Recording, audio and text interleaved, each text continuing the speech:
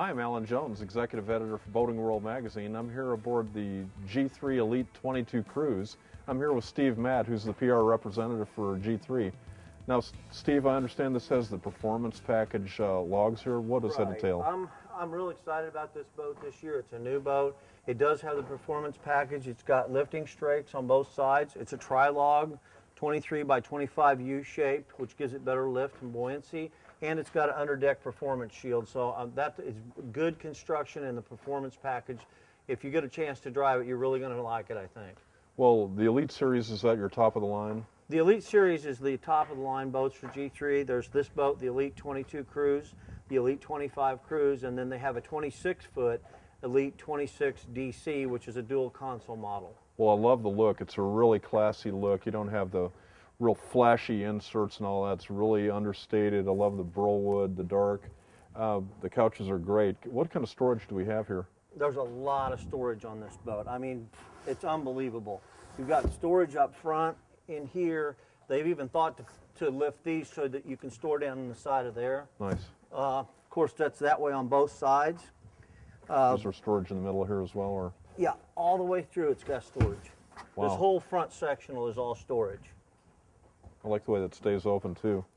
Now, speaking of storage, this is the biggest center storage locker I've ever seen. This is new. It's a third log storage area, and you can put skis, wakeboards. It keeps all that stuff off the top of the deck when you're not using it.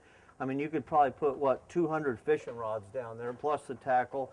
It goes quite a ways back underneath here. My grandkids are going to want to get down in there and have a picnic and build a fort, I'm sure, and say, just hand us stuff.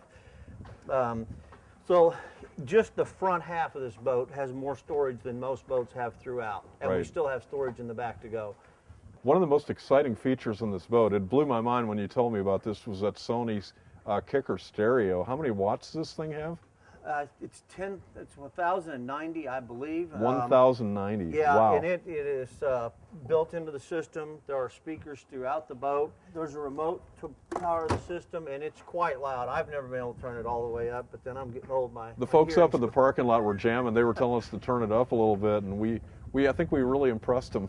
Yeah, it's also got a remote control back where the water level, right. So that you don't have to get back in the boat to actually mess with the stereo, and it's really an awesome system. It's a great helm here. What do we have?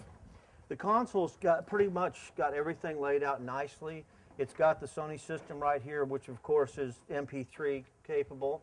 It's got a GPS map 430 from Garmin, which is standard. Standard. Docking lights, courtesy lights, and then it's got floor lights, so it's got rope lighting down around the bottom. It's pretty bright out here today to see it, but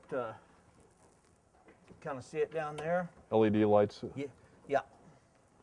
Well, again, we got more storage, of course, because you know how it is when you go out on the lake. Everybody brings everything with them, whether they need it or not. Right. So you got to have a place to put that stuff so that you got room to move around and everybody can relax that way. Steve, this is one of the biggest sun pads I've ever seen on a 22-foot pontoon boat. What else do we have underneath? Right.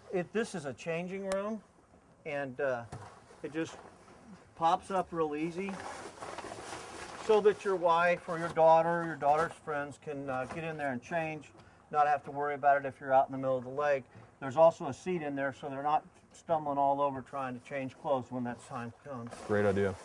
I like this swimming pool style boarding ladder back here too. It looks very easy to use. There's a 4-step boarding ladder, and there's also a standard ski tow with this boat. I don't have it with me today, but there's a ski tow that goes right in here so that it, with 225, it'll pull just about anything. Yeah, I was going to mention that Yamaha 225 on back. It looks like we have plenty of power to do anything we want to. What's your relationship with Yamaha? Yamaha is actually the owning company, the parent company of G3 boats. They own G3, Skeeter, and Century boats. So whatever G3 you have, you're going to have reliable power on the back. That's right. You know, Yamaha's known for reliability and quality, and they push that off into their boat lines. I've tried to break them. I can't do it. That's great. Well, thanks, Steve, for showing me around. I appreciate it. Thank you for coming aboard and enjoy your ride in it. Thank you. Well, we just finished testing the G3 Elite 22 Cruise. And it's powered by the Yamaha F225, so we have a lot of power back here. It's also got the performance package, which means it has 3 logs, and they have lifting strakes to give us a lot of lift. In addition, the logs are U-shaped to give us even more lift. So it gets on plane really quick and has almost no bow rise whatsoever. We got on plane in 3.2 seconds, and we got to 35 miles an hour in a little over 8.5 seconds. Top speed 46 miles an hour, which is really ripping on a boat like this.